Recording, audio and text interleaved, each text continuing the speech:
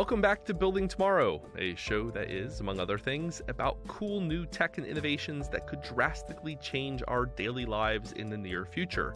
I'm your regular host, Paul Matsko, and there's no better place to get a sneak peek into the near future than at TechCrunch Disrupt, an annual conference in San Francisco that I attended the first week of September. There are other major tech conferences, of course. MIT does a really cool one with kind of tech in the medium-term horizon. But what sets TechCrunch apart is that the goal of the conference is to match up Silicon Valley investment firms with tech startups, which means that much of the tech on display is very close to being ready for mass market. So as I talk about some of the interesting startups I saw and some of the founders I spoke to in San Francisco, I'm not just talking about hypothetical, distant future applications of technology. This is stuff for which there's a high probability that you'll see the tech implemented in a grocery store, on a road, or even in your ear over the next year or two. Now, this is a departure from our usual format for Building Tomorrow episodes. I recorded these interviews with startup founders in person on the floor of the Startup Alley exhibition hall, so you'll hear more background noise than usual. But I hope you get from that a taste of how exciting it is to go to a conference like TechCrunch. Each of the next 3 episodes features 1 or 2 interviews with a startup founder and is organized around a different theme or cluster of technology. Now, one good sign that a tech is nearly ready for mass adoption is when multiple startups are competing in the same space and attempting slightly different solutions to a similar problem. Our theme for today is job automation. The robots are coming. Well, they're already here, of course, as anybody who works in manufacturing will tell you. But whereas the wave of robotization in the 1980s, 90s, and aughts primarily displaced blue-collar jobs in manufacturing-based industries, this next wave is coming for folks with traditionally white-collar jobs that we thought were immune from displacement. And instead of robots, this next wave of automation is going to be a function of artificial intelligences. A robot can build things more quickly and precisely than a human ever could, but an AI can think through things more quickly and precisely than a human can. Now, our first interview is with the founder of a startup that is applying AI technology to the drudge work previously done by young, bright-eyed, bushy-tailed lawyers fresh out of law school, who spend many hours engaged in document review, which is the bane of their existence. So listen in.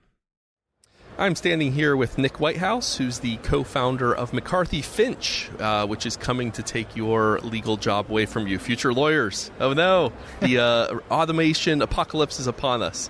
Tell me why that's not true, Nick. Hi, Paul.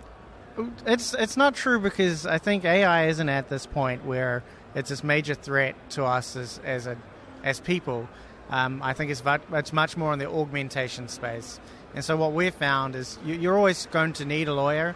I give the example of Brexit. I give the example of privacy in the United States at the moment. And law is an incredibly topical subject in America at the moment. I don't think you can go to any newspaper without seeing something about the law on the front page. And these are really, really complex situations that are really perfect for people.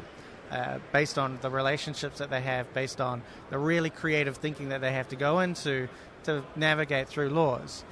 But where AI plays a really big part is in that the drudgery, the work that is really, really repetitive, that we don't as consumers of law don't necessarily value. And that also goes for in business, and it's massively big in business in the sense that all of these changes have really pushed the pace of business further, faster, and the risk appetite of business has dramatically changed because of that. And so the value that they place on this mundane sort of legal stuff has decreased. And so where AI plays that part is picking that up and really helping lawyers get through that quicker and focus on valuable things. So I think it's a really complementary approach and a complementary future at the moment for lawyers and AI. Now, just for nitty-gritty, for those of our listeners who don't know about the world of document review, this is, I guess if you've ever seen an episode of Better Call Saul, and they're down in like a windowless basement room, and there's behind the nail salon. Yeah, behind the nail salon, there's boxes of documents that you're fresh out of law school, you get hired by a big law firm, and you just spend hours and hours and hours for your first couple of years combing through basic legal documents, looking for errors in wording, a missing clause here, a missing article in the contract, and it has to be done, but it's incredibly boring and tedious work. Is that what you're kind of focusing on at McCarthy Finch, to try to replace that work with? Yeah, I think it's a little bit broader, but okay. So in that scenario, yeah, discovery and litigation is massive. It's really hard work. If you're a junior lawyer, you're coming into law firms and you're not trusted. You're not able to do stuff and be creative. You're told to do research. You're told to find things. You're told to print things, and you're charged out for that. But as a human, you don't necessarily understand how you fit into that process, and you don't necessarily learn that fast either, because it's not an environment to learn in.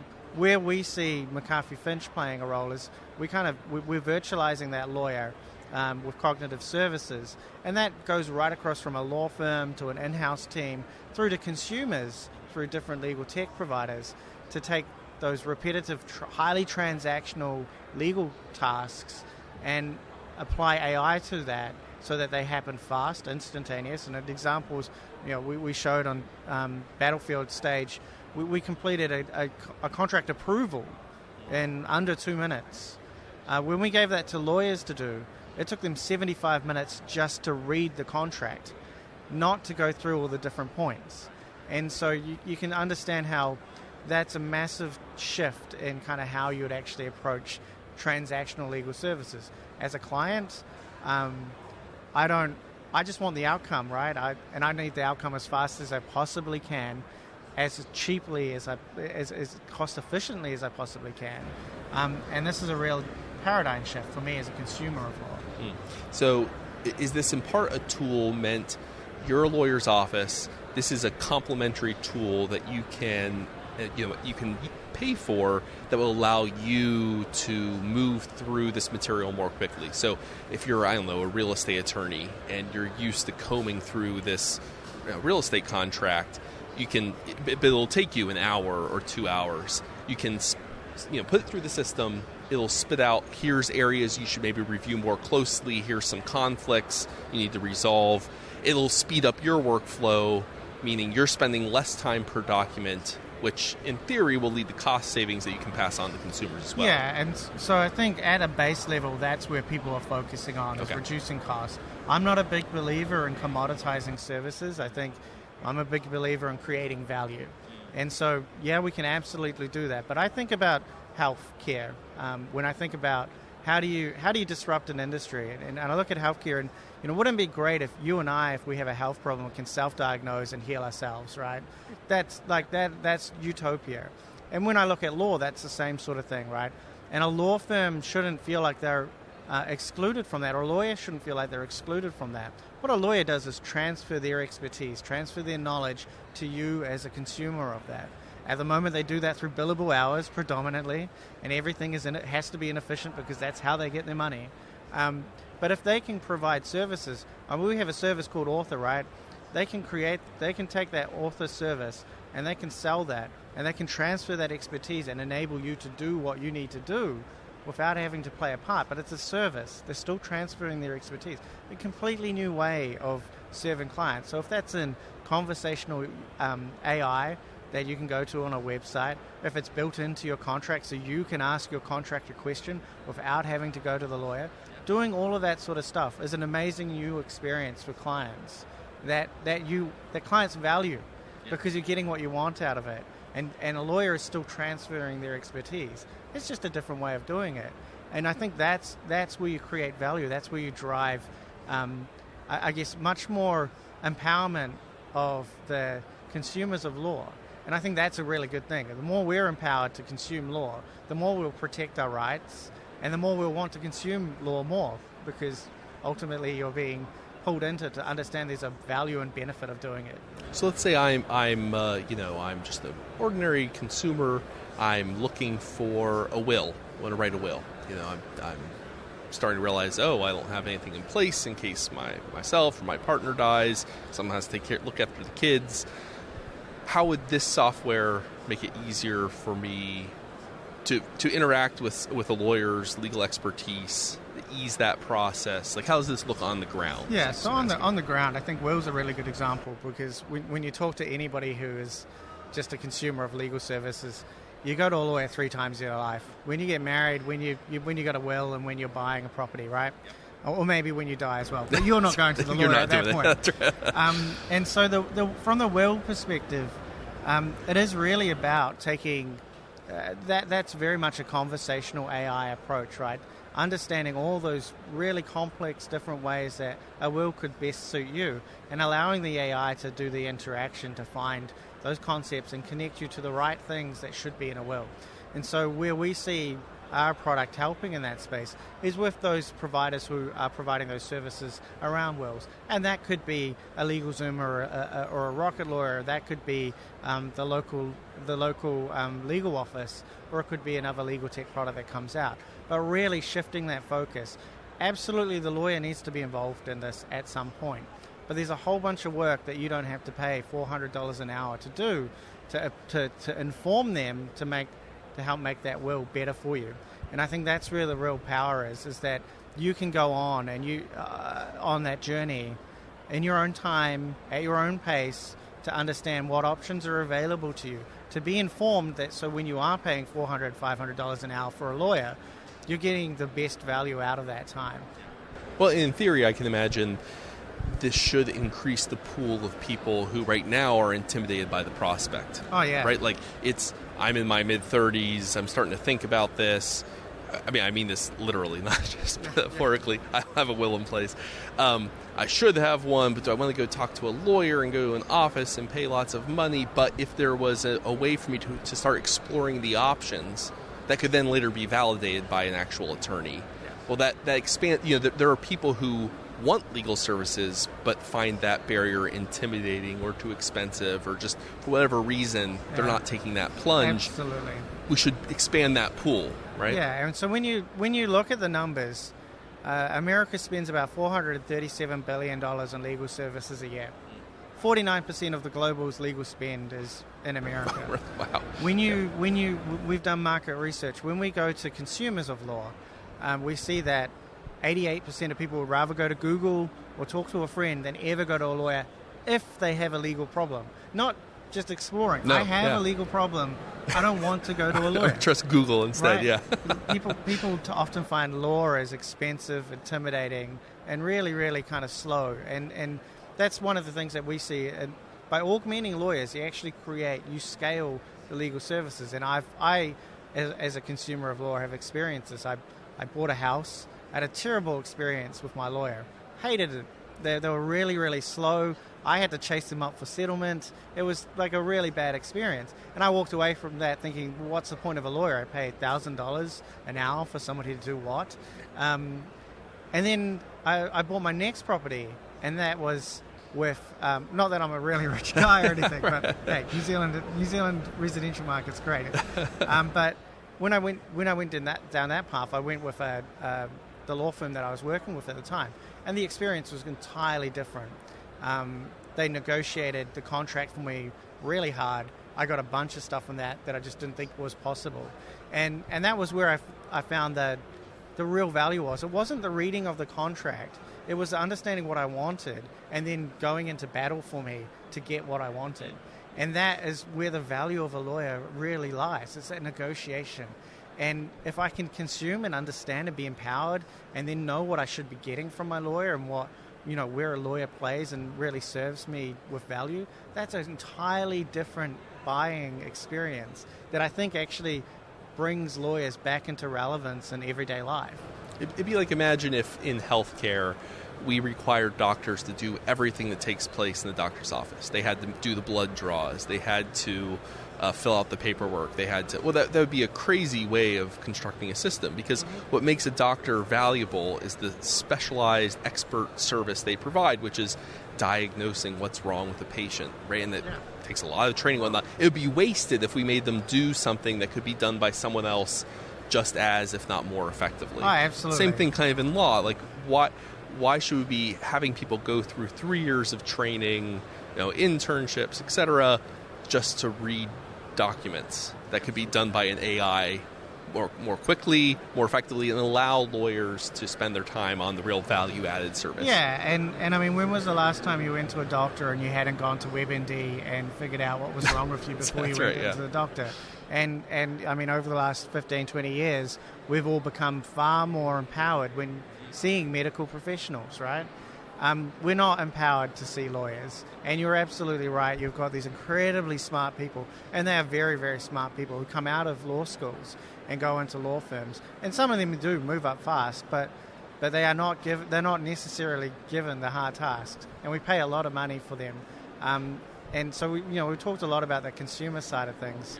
And we definitely are working with legal tech providers to change that space.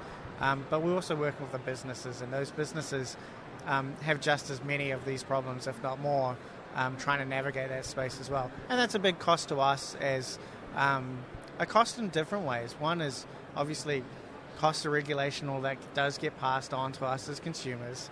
But risk and fear slows down innovation, slows down how quickly products get to market, slows down businesses in general. And so there's this kind of malaise that you can cut through by creating clarity and getting through the mundane legal stuff, so that lawyers can focus on being creative and actually moving these businesses forward quickly as well. Now, have you gotten any pushback from, or any reaction at all from, like, the American Bar Association or any of the, No. And we play in a specific space, so we don't believe that the AI should be giving legal advice. We believe it should be empowering people, much like Google would, but in a much smarter and more specific way. And so from the legal side of this stuff, we talk about augmentation. We don't talk about replacement of lawyers.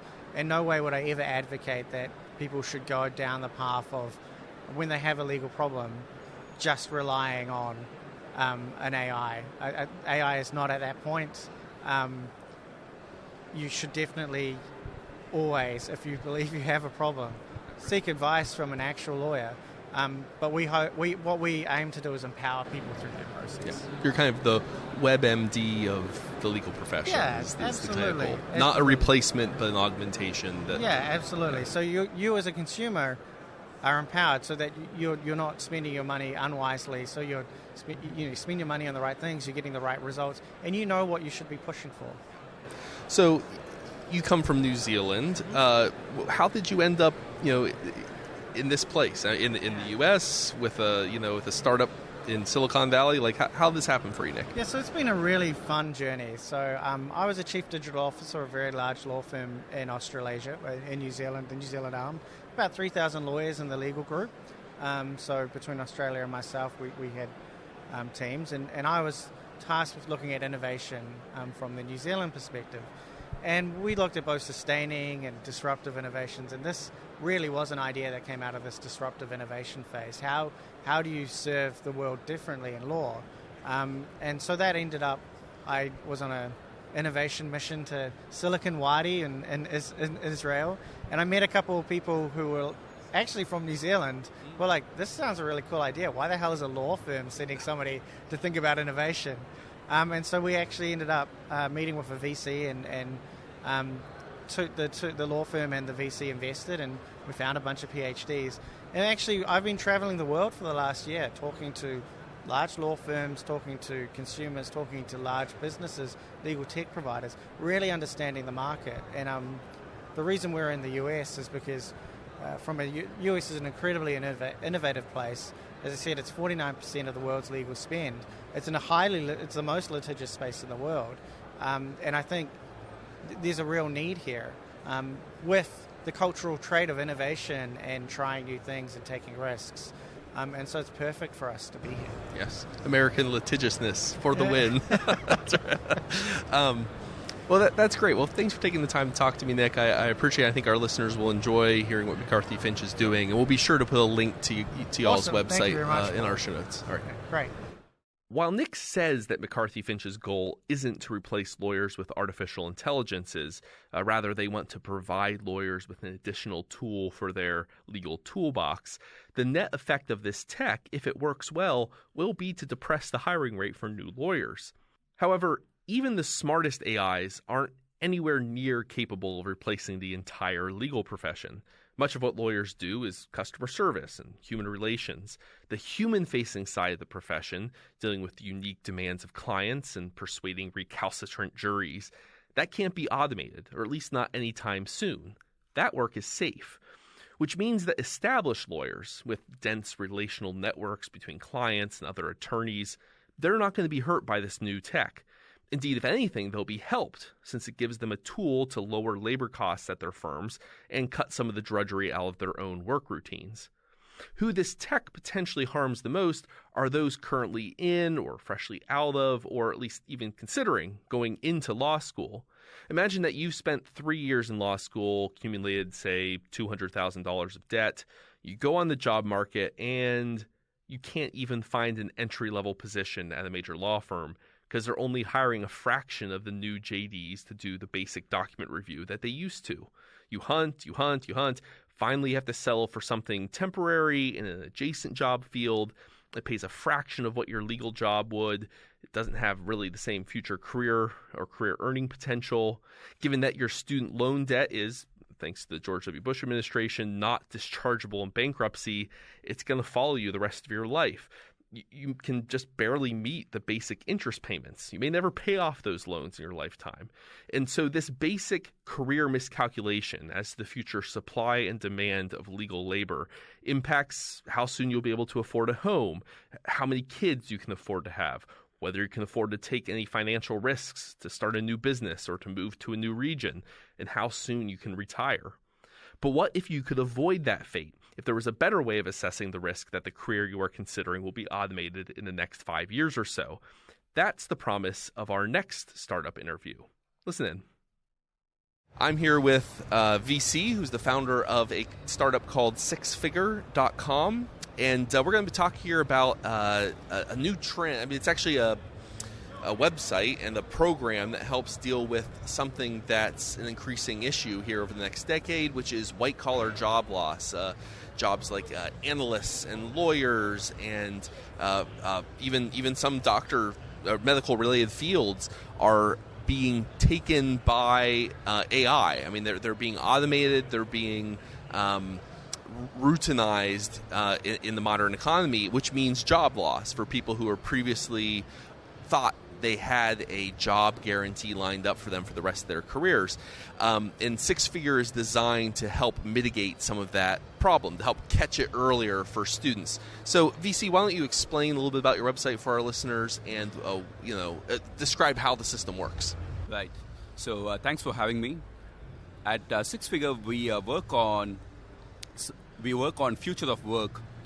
That is, an Oxford study said 47% of the jobs, existing white-collar jobs, are going to be taken over by AI by 2024, and it's coming in.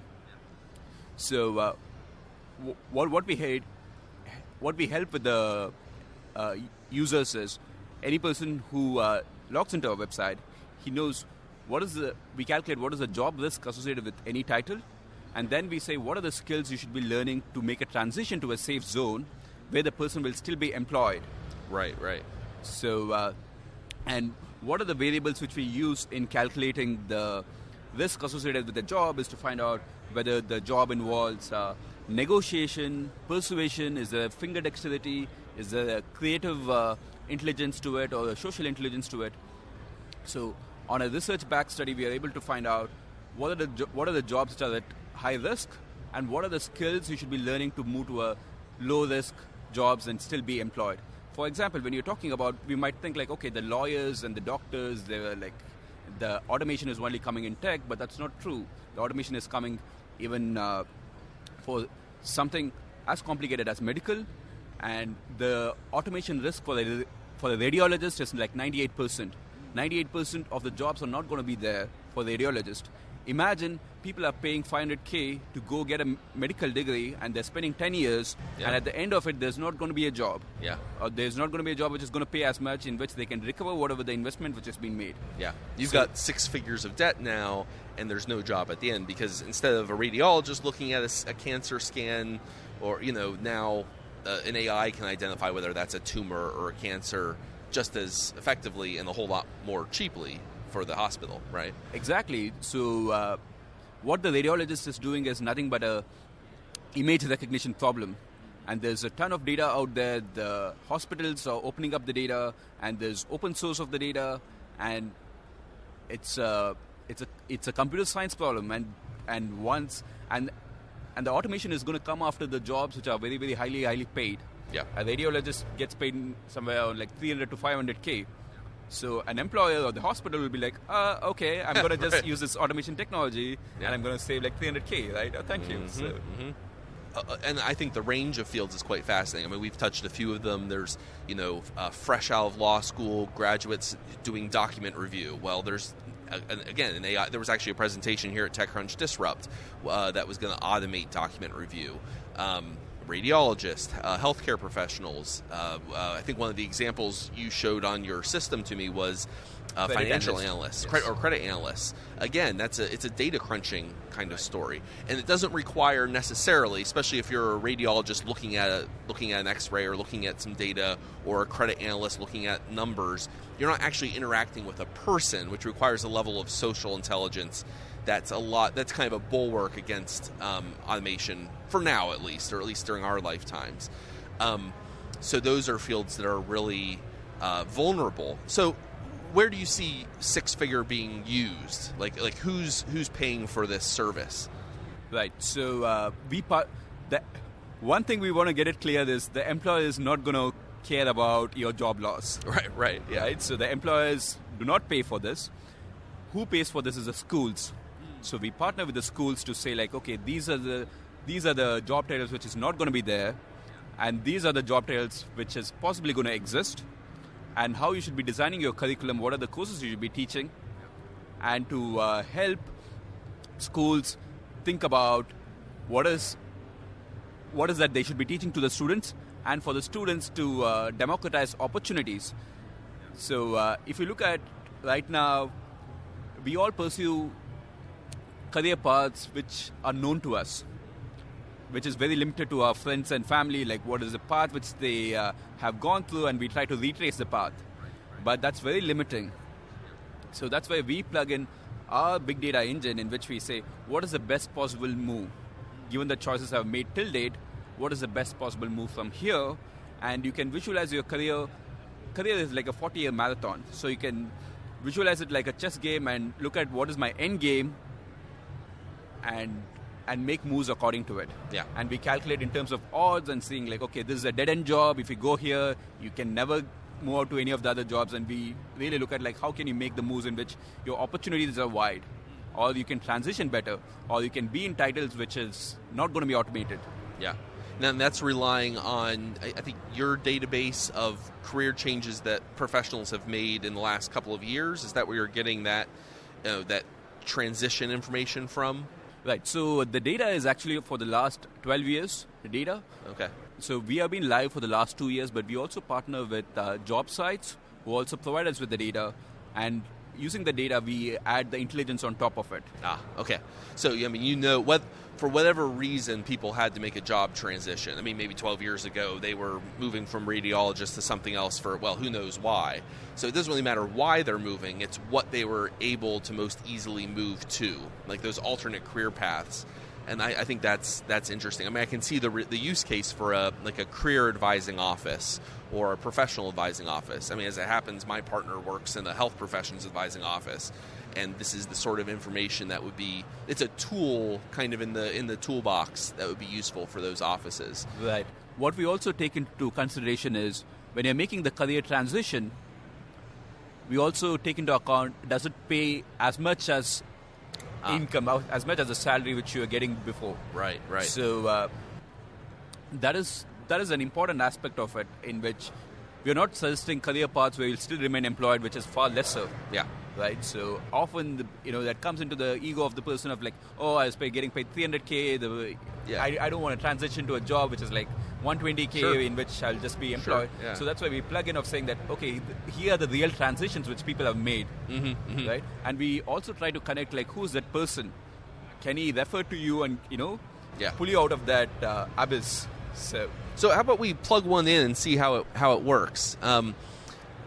Let's see, what profession should we choose? I mean, we did analyst before. We could look at that. So you plug in analyst. It gives a little job description here of what an analyst does, prepares reports with credit information, et cetera, et cetera. And then as you scroll down, it gives a job risk number, which is, what is that there? It's a probability of AI taking over this job title. In the next 6 years. And sorry, analysts, your risk is 98%. Does that mean 98% of the jobs or 98% likelihood that your job will be gone? 98% of your job will be gone. Oh, your job being gone. Okay, so you got a 2% chance of keeping this 6 years from now. So maybe it's time to make a career change. Oh no, what do I do? I am doomed. It tells me I'm doomed in no uncertain terms. I like that. Automation risk, doomed. Then, okay, what was your median salary before as an analyst? $82,000 almost a year. Safe designation switches. So it gives some suggested career options that are relatively similar, require relatively similar career sets or skill sets, but have a much lower risk. So number one here is account manager in sales. That's because the sales engineers involves social aspect of it, involves persuasion, right? It involves negotiation. So these are the ones where the AI is still not good. Right. And so it your could odds come in the next 50 years, but right now, by then you're retired, so it doesn't matter. And there, your odds of losing your job in the next 6 years to automation is 0.41%. So now you're safe. Now you're safe. Now you're very, very safe. Yeah. For your lifetime, you're safe. You don't have to worry about it. Right.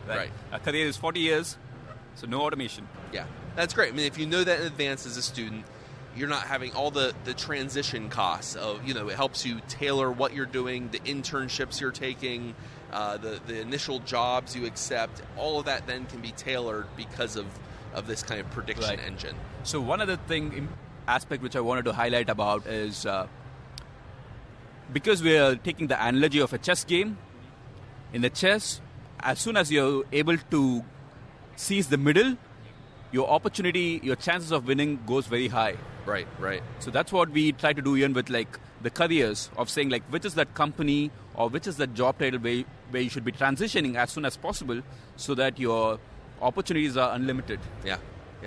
Well, that's just fascinating. VC, I want to thank you for coming on and telling our listeners about Six Figure. We'll put a link to the website in our show notes when we air this. So thank you so much for your time. Thank you so much. It was a pleasure. I appreciate VC's attitude. He combines a realistic sense of inevitability about the coming wave of white-collar automation with an optimistic sense that he and his company can help lessen the pain and suffering of that transition. Indeed, that's very much the spirit of TechCrunch Disrupt as a whole. Disruption is there. It's built right into the name, of course. But it's inspiring being around the very bright, very competent people who are rolling up their sleeves and trying to solve social problems and make human lives better. And they're doing so without having to appeal to government to do it for them. I mean, there was no talk of, here's why we need $100 million in job retraining funds to transfer people from one career to another. No, these are people who are anticipating in advance that there will be a social problem, there will be economic dislocation, and are doing something now to try to fix that or to try to mitigate that damage. And they're doing so through private means, with private funds, and trying to do so to turn a profit, to make a career and a living for themselves. And so I think it's a lesson about the power of the private sector, the power of free enterprise in addressing and anticipating future crises. And that's all for this episode. Tune in next week for the next in our series of interviews from TechCrunch Disrupt. Until then, be well. Building Tomorrow is produced by Tess Terrible. If you enjoy our show, please rate, review, and subscribe to us on iTunes or wherever you get your podcasts. To learn about Building Tomorrow or to discover other great podcasts, visit us on the web at libertarianism.org.